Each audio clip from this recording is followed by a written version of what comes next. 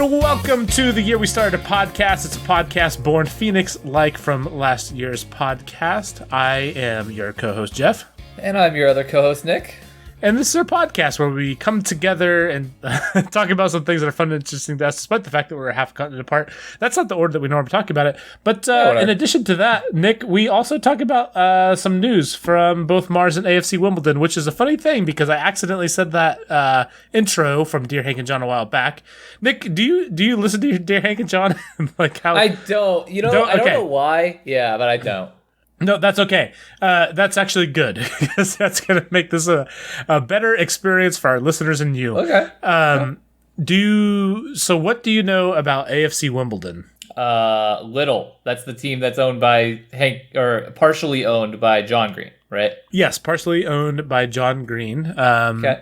They have a YouTube channel that all the proceeds go to support the club. They have historically been extremely fortunate to be where they are here recently. To give you the briefest of brief overviews of how they've gotten to where they are now, they were a club that was moved somewhere else, and the place that the club moved from wanted to still have a team, so they created a fan-owned team that started up through the ranks of football over in Europe and has now gotten to the point from an amateur league all the way up to now a big grown-up league in the third tier of English football or something like that. Because they have a relegation and promotion system, right? Where they do basically. Season? Yes, exactly. So if you are in the bottom four or something like that, you get relegated down to the league below, and if you are in the top couple, you get promoted up, or if you're in the top like 4 or 5, you have the opportunity to participate in a tournament to get promoted to the league above. So I don't really know the details, so let's not focus too much on that. I'm kind of poor on the old English football details. However, AFC Wimbledon, it's a really cool story because it was a fan-created thing. They started in like the 7th tier of English football, and they've been promoted up. They've never been relegated down to the tier below them.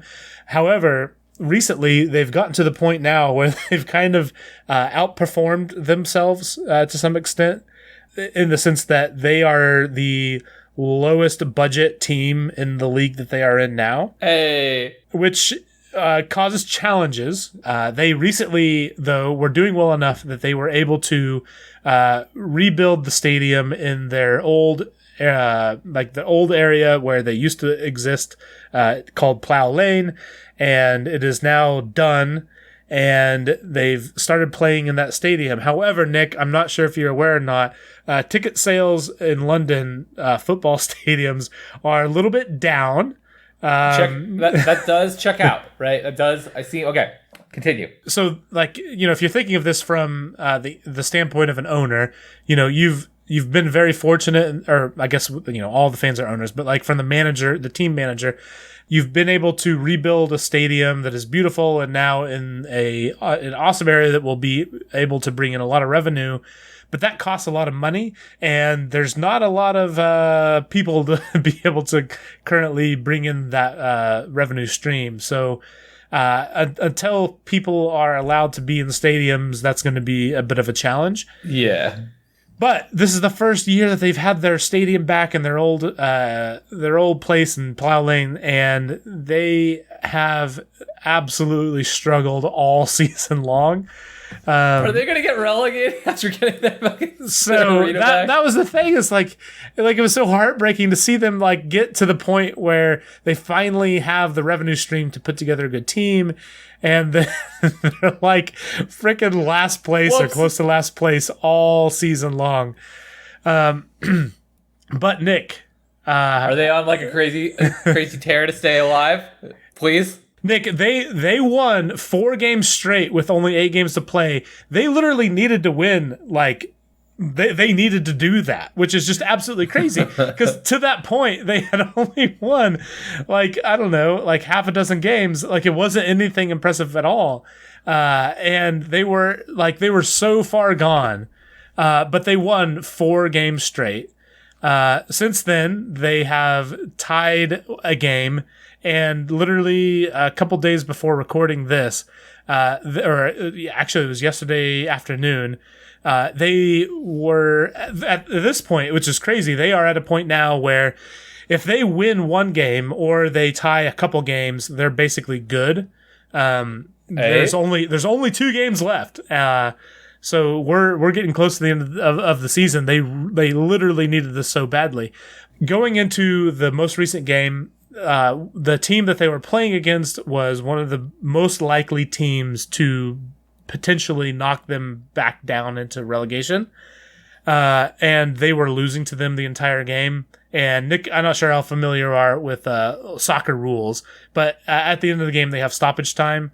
Because of like injuries and stuff like that, or like just general, I don't know, weird soccer stuff. Soccer's a weird sport. Just weird soccer stuff, as it is. Yeah. But anyways, at the 97th minute, they scored an equalizer goal to tie the game, which is just ridiculous. Like, they have not played this good all year. They did actually switch managers or coaches. Maybe, I don't know, like 4 weeks ago, I want to say, or something like that, which is really, really cool. The guy that they promoted to be coach of the team has been with AFC Wimbledon, like from the rebirth that they had. He used to coach like the youth team, and has now, like, he was a like assistant coach or whatever you want to call it in soccer rules, but like, or in soccer land, but he was like an assistant coach for a long time for AFC Wimbledon, and now he's the actual coach and manager, and he's doing absolutely fantastic. And like, I'm not a big soccer fan, Nick. This might come as a shock to you. No, totally. But like, I have watched so closely this stupid soccer team, so closely. Like, I don't know, like at this, because like Nick, and like we could go off on a whole topic on this, but if you go back and look at how ridiculous it is that they are still in, okay, I'm looking at it now. It's called League One. Assuming that they can get even a single point at this point, they are good to go. Jeez. Like they were so screwed, Nick. They were for sure going to be relegated. Right? They just need a single tie. And like last season, the only reason why they stayed up was on goal differential, which is the number of goals scored versus goals allowed. They stayed up on goal differential. So they were tied in whatever the scoring metric is for wins and losses. They were tied for the relegation position. Yes. Oh, it's just like, God, so like it has been this way for a long time. But I like the fact that now potentially, assuming they can get at least 1 point or have something happen, or have the other teams that are below them not go crazy and win the last 2 games, they're going to stay up, and they will have the opportunity, hopefully next year, to continue playing with fans in the stadiums, cross our fingers, which will increase revenue, and they can actually participate in League One instead of like just hanging on as the league or as the team in the league with the lowest budget. Like, I'm so hopeful. Like, it is like I love sports so much, and any underdog story in sports is always good, right? Like, it doesn't even have to. It doesn't matter that you don't really especially like or know about soccer. It's just like. And I do have a main topic that is AFC Wimbledon specific, and I don't want to get into it because like I can't do it justice, but they're like they are truly it's a very entertaining franchise to watch, and I'm very, very excited at the opportunity to hopefully continue to watch them in the first in League One, in the first league, whatever. You're saying this a little preemptively. Like, it sounds like they've been on the Cinderella run that's been awesome, but they do still need the one tie. Right? They probably need one tie. But Nick, I mean, they were so screwed. Like, they were so screwed. And they won. They pulled 4 out. They won 4 straight games. It had been 5 years, and they were like in the 7th tier of English football when they originally did that. So, like, it's been a hot minute since they've done something to that extent. So yeah, it doesn't matter. It's just stupid soccer that I don't care about. But like, man, I do love a good underdog story, and it's like the continual underdog story that I've been paying attention to for like the last few years. I love it. I'm so glad that they're doing okay, and we'll see what the next couple weeks bring. But yeah, I'll keep you up to date, Nick, through this podcast. Wait, through this podcast, okay. Okay, so Jeff. There is a really popular YouTube video that blew up last week, by a guy named Johnny Harris. Do you know who Johnny Harris is? Literally no idea. He's like a journalist guy. I think he works for Vox or something, or worked for Vox. I don't know. He's got a YouTube channel with like 1 million people. But anyways, AJ, who was our guest a couple weeks ago, sent me a video that he knew I would find infuriating and fun, about the real reason McDonald's ice cream machines are always broken. Have you seen the memes about the McDonald's ice cream machines? Oh gosh. I can't answer this question without mentioning the thing that we talked about again in our stupid Patreon episode. You're fine. With stupid TikTok, where a person went through the McDonald's line and asked about how if their machine or their ice cream machine was working, and they said yes, and then they ordered the ice cream thing and they said it was broken. I don't understand what exactly this is about, but I feel like it's related, Nick. It probably is. Okay, so I am not going to try and do the exact. I don't want to. So one, me just rehashing a YouTube video. The YouTube video does great justice to it, to the topic. It's actually surprisingly interesting for a topic that you would think of as not very interesting. It's like 30 minutes long. It's by Johnny Harris. It's super interesting if you're into that kind of thing. But the quick and dirty is, so one, it's not just a meme. There are a ton of McDonald's ice cream machines down at any given time in the country. There is somebody who made an app for it that tracks it, and on average, it's like 13% of the time the machine is down. At any given time, in any given McDonald's, or at any given time, 13% of America's McDonald's have the ice cream machine down. Okay. Now, the reason that this is an interesting thing to me, and the reason that I think that it made a YouTube video essay that has 4 million views right now, is the ice cream machine that McDonald's franchises use is required to be purchased. The same is just the single one. When you open a franchise for McDonald's, like you as the franchisee or whatever are required to go through certain things, and some of your equipment must be standardized and whatever else, right? Mm-hmm. So this particular thing is through this old partner. The ice cream machine is through an old partner of McDonald's named Taylor. They make this ice cream machine. So the Taylor ice cream machine, it's not that it's actually down, or it's not actually broken, I should say. What it is that every now and then you have to run a cleaning cycle on these things, okay? Now, the cleaning cycle is probably similar to like your oven's cleaning cycle, right? And it takes like 4 hours to clean. It's probably just to burn off the bacteria of whatever else, right? And if it doesn't successfully complete this, it will lock you out. Then the next thing that happens is that there's like an obscure error code that your freaking average McDonald's employee who did not read the manual, and also the manual does not always help you with this, even though it is several hundred pages and whatever, and it's a freaking, machine user manual, so it's a pain in the butt. So ultimately what you have to do is you have to call Taylor or whatever, and they send out, you can only get an authorized Taylor repairman or whatever the hell to fix your stuff. And They come out and they have a whole separate user manual and separate training on how to deal with this stuff. And they charge like $130 for the first 30 minutes, and then like $300, and this is like regional, so it's not always the graphic that they had was like $130 for the first 30 minutes, then it's like $315 every subsequent 15 minutes to fix these damn machines. So like these franchise owners are basically like, okay, will I spend thousands of dollars or not sell any ice cream and also have pissed off customers? I guess I'll spend thousands of dollars.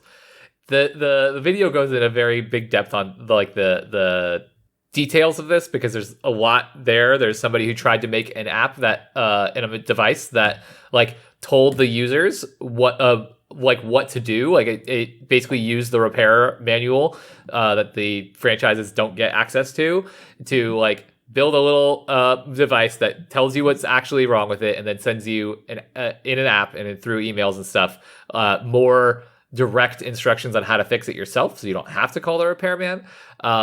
McDonald's found out about this and was like, cut that right now. Do not do that. And Taylor makes like 25% of their yearly revenue off of freaking services. And they like advertise about how good their technicians are and stuff.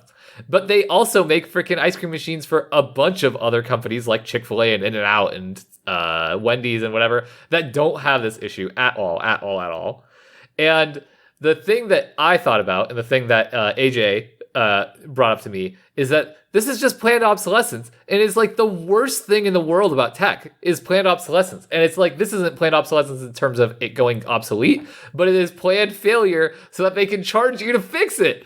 And it's been the same machine since like 2003, Jeff. Why do they have to, like, they could have fixed it. They could have sent out a software update. They could have changed the practices. They could have made the repairs more universal. They could have just made a new freaking ice cream machine by now. It can't be that hard to make it more accurate. Gosh, you're making me. Oh man, Nick. Jeff, I want to let you know, but like, I'm not saying this to be mean to anybody who buys a franchise, because like, I don't have anything against you, but like, my sympathies don't usually go to like the restaurant owner of when it comes to like, well, the tech is like, it's not fair to their bottom line. But like, dude, what a ripoff! They get charged. They have to spend thousands of dollars to pay a repairman to come when they already paid to fucking have a franchise. I'm so upset for them. It's so dumb.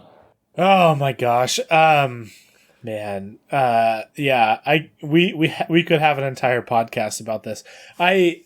I think that planned obsolescence in tech is, I don't know how else to say it other than a bad thing. Like it is not good. I think it is good for companies and profit margins and etc. But I feel that is very much not the case for the average consumer. I Googled planned obsolescence legislation for the United States. I am happy to see that my state of Kansas and your state of California are both that we do have some legislation trying to defend the right to repair. Because I guess I should say, like, yeah, the right to repair stuff is super important. Like this goes like, okay, I have an iPhone.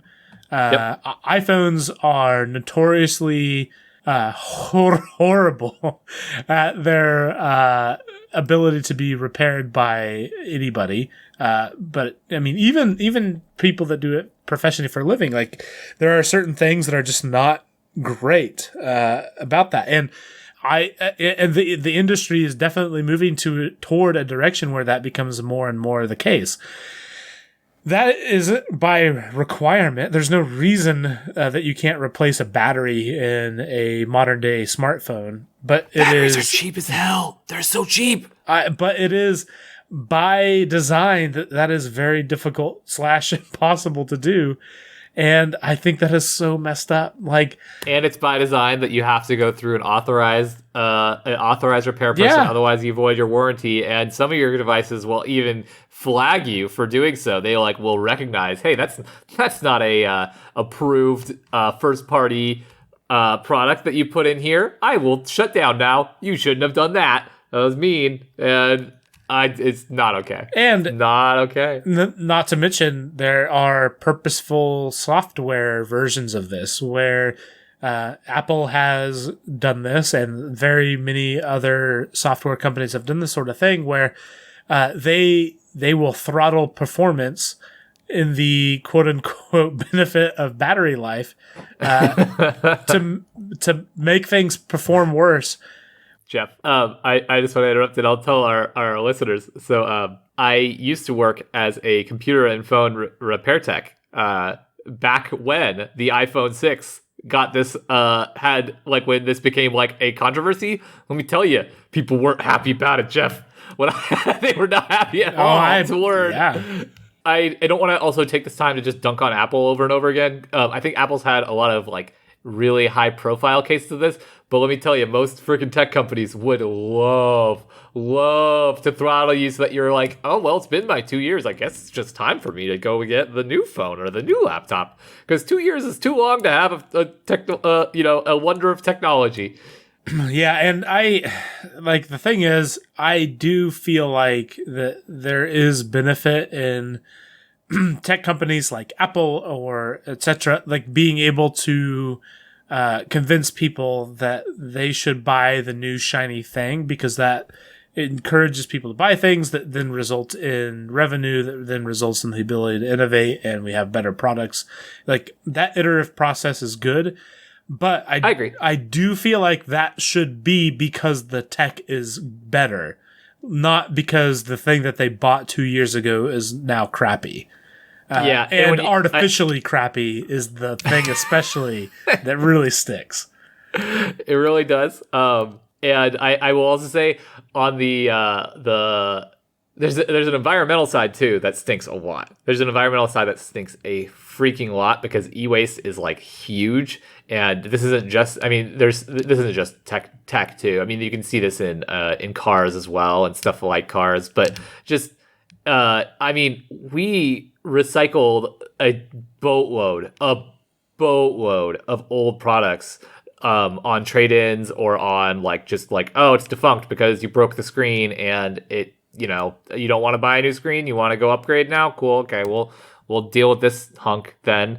And like, hopefully, we, like where I worked, we had a e-waste program and like we could theoretically recycle a lot of it, but I don't know how much of it was actually getting recycled. I mean, even if you told me like 50% of it is, that's great, but then there's 50% that's not, and it's, a lot. So to round out this evening's recording, Nick, I would like to talk about Judith Love Cohen. Do you know about Judith Love Cohen? I don't think so. First off, I just want to say, and I think this could be an entirely other topic, but women in STEM careers is a thing that has been a continual struggle for, honestly, our country, but also like everywhere. Like it's like totally.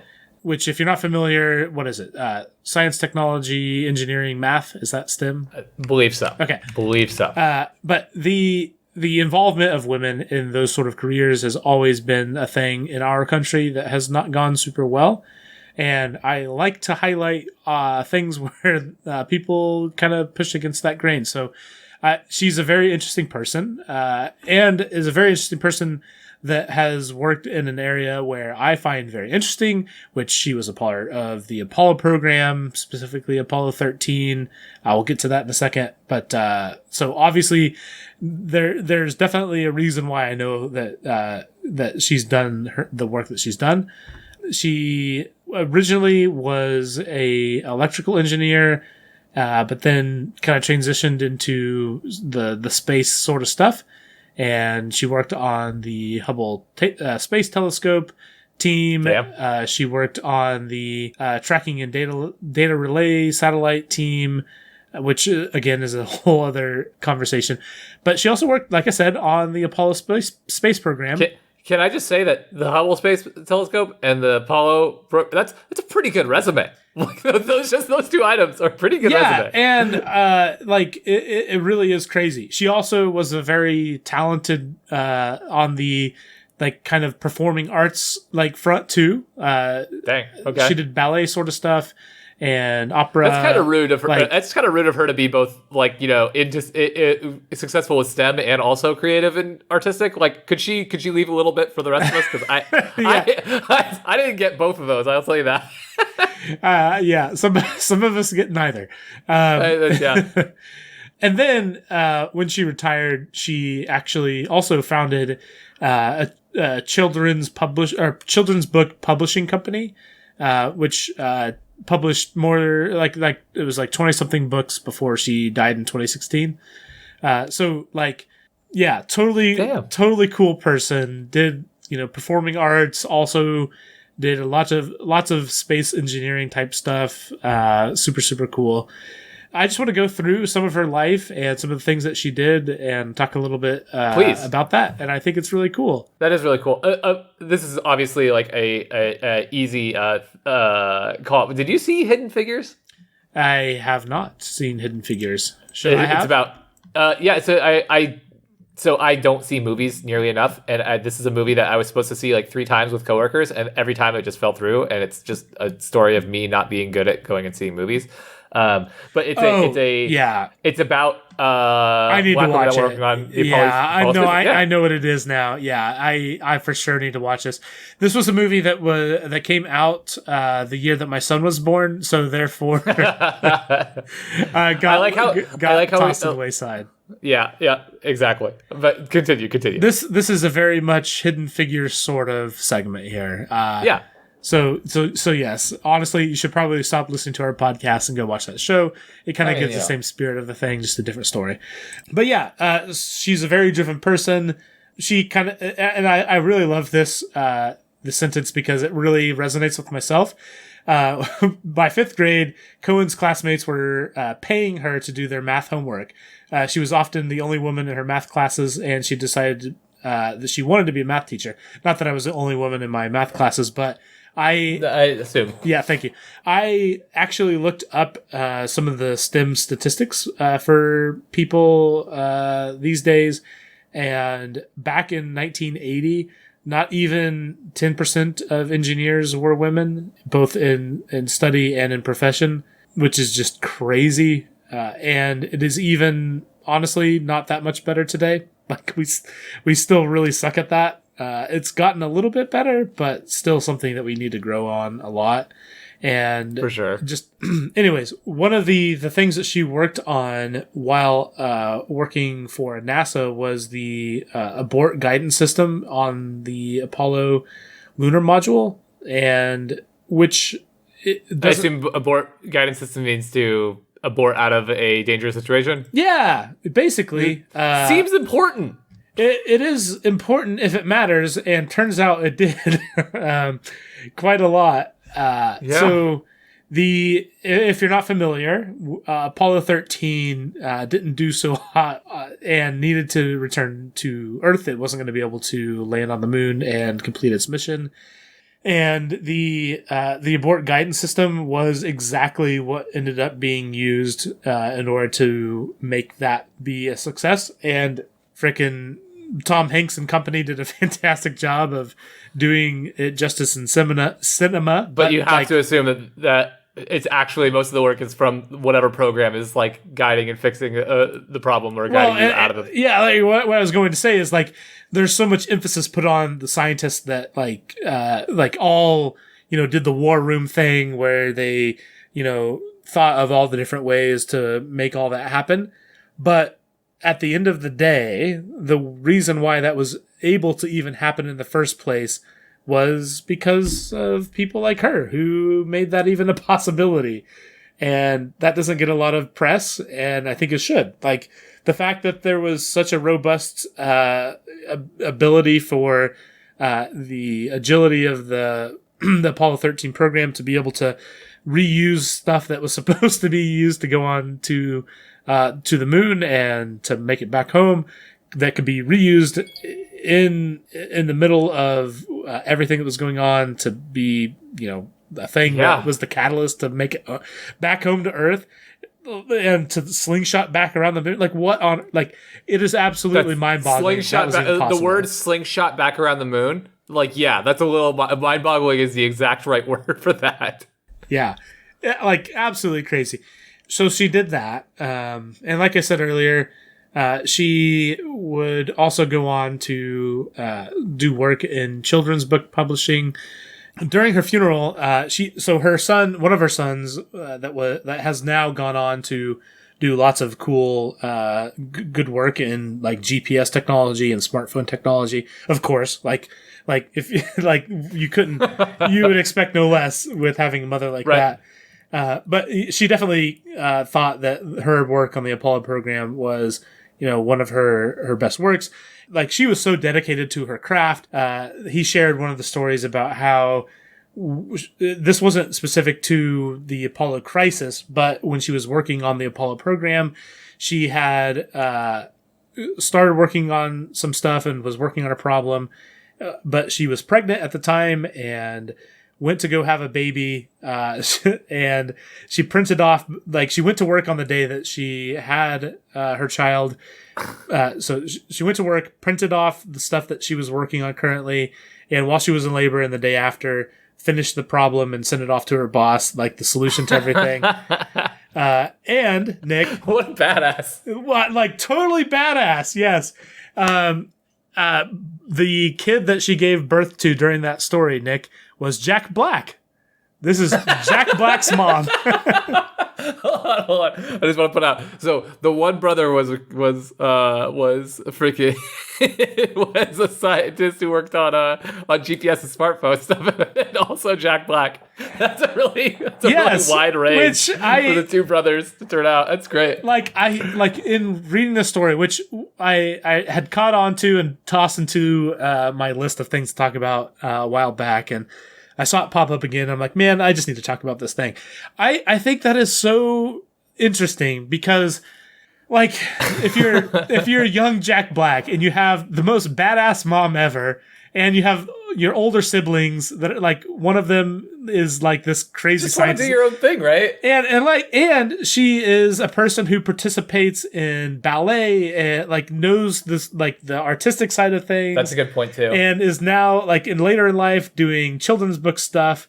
Like, man, what? Like, it makes sense why he is so, like, the way that he is, because, like, yeah, I mean, critics aside, like, Jack Black's a very interesting person because he is a very driven artistic talent. Like, he does his movies and stuff, and he's very weird, crazy, but also is a very gifted musician. And I don't know, like, it's a very interesting thing. And I did not know that he had like such a successful parent. That's awesome. That's super cool. Super cool. And you're totally right. Like, that would be like, that would set you up to really, like, believe that anything's possible if you have, like, this mother who's like, oh yeah, I not only worked on NASA, the Hubble telescope, but I also was a successful in creative endeavors and, like, wrote kids books and stuff. Like, you just think you could do anything. You just think, like, anything is possible. I mean, really, yeah. So I don't know. I thought that was a fun story. It's one of those things where the person in and of itself lends itself to a person that deserves recognition, but just the fact that she was also the parent of a ridiculously successful actor, musician person, right, is also just really interesting.